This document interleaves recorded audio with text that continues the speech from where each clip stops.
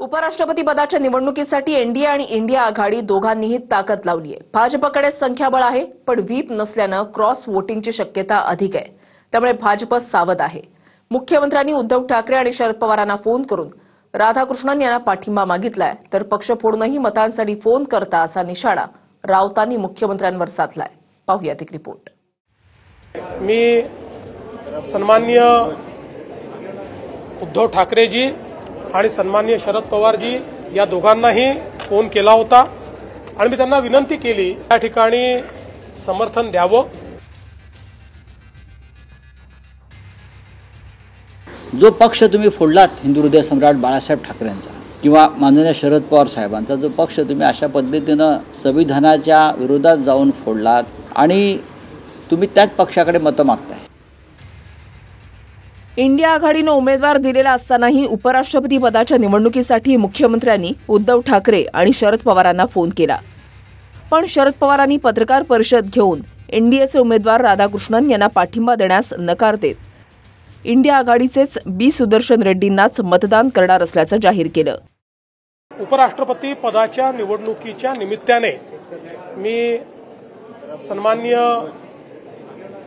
उद्धव ठाकरेजी आणि सन्माननीय शरद पवारजी या दोघांनाही फोन केला होता आणि मी त्यांना विनंती केली की उपराष्ट्रपती पदाचे उमेदवार CP राधाकृष्णनजी हे महाराष्ट्राचे मुंबईचे मतदार आहेत, आपले राज्यपाल आहेत। त्यामुळे महाराष्ट्राच्या एका मतदाराला तुमच्या दोन्ही पक्षांनी त्या ठिकाणी समर्थन द्यावं अशा प्रकारची विनंती मी त्यांना केली।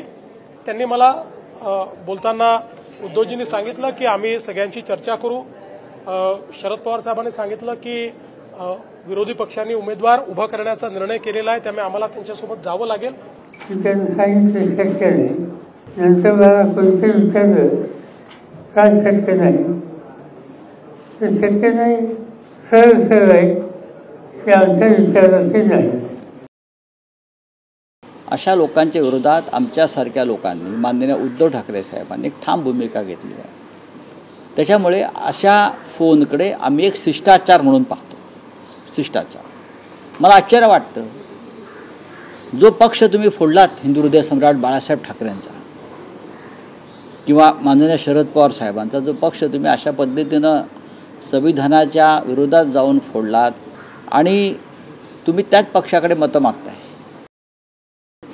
शिवसेना आणि शिवसेना पक्षप्रमुख उद्धव ठाकरे यांनी विरोधी पक्षाचे संयुक्त उमेदवार सुदर्शन रेड्डी यांना पूर्ण पाठिंबा जाहीर केलेला आहे। ही झाली पक्षाची भूमिका, माननीय उद्धव ठाकरे यांची भूमिका।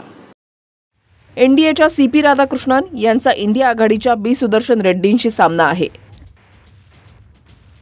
मतांच्या आकडेवारीचा विचार केला तर एनडीएकडे बहुमत आहे, पण सुदर्शन रेड्डींचा आंध्र आणि तेलंगणाशी संबंध असल्यानं प्रादेशिक अस्मिता म्हणून एनडीएमध्ये असले तरी चंद्रबाबू नायडू काय करतात हाही प्रश्न आहे।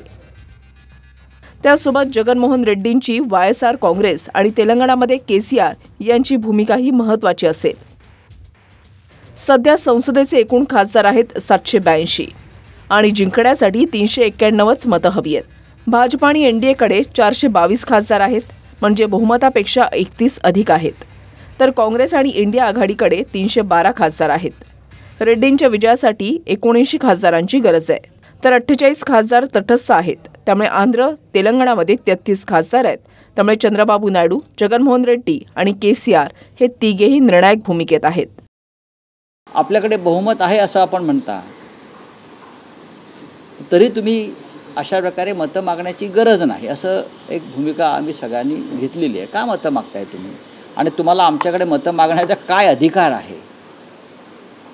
तुम्हाला भीती वाटते का तुमची मतं फुटतील, जे चित्रात दिसत आहे, किंवा जो डुप्लिकेट शिवसेना आहे त्यांची मतं फुटतील? कारण देशातलं वातावरण आहे तसं। ही निवडणूक उपराष्ट्रपदाची सहज नाही आहे।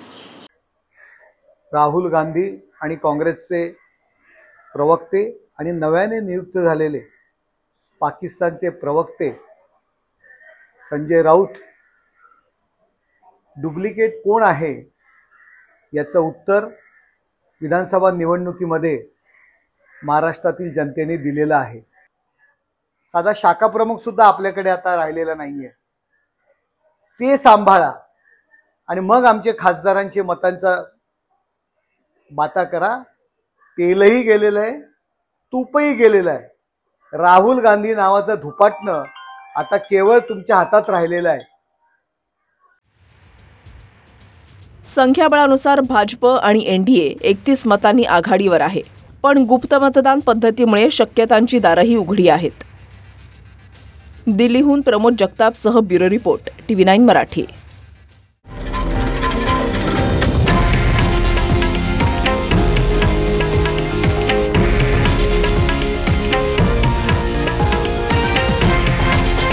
हे आहे देशातील नंबर 1 न्यूज नेटवर्क आणि आपण पाहत आहात TV9 मराठी, एकमेव.